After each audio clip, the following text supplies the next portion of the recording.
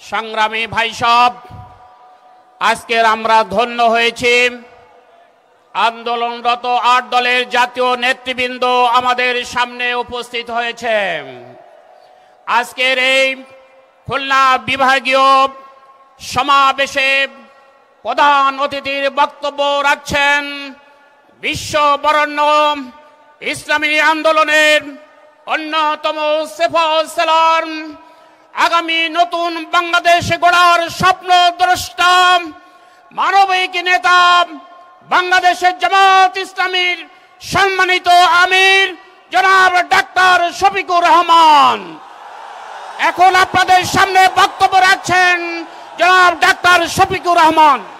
নারায়ে তাকবীর, আল্লাহু আকবার, নারায়ে তাকবীর, আল্লাহু আকবার। আমিরের জামাতের আগমন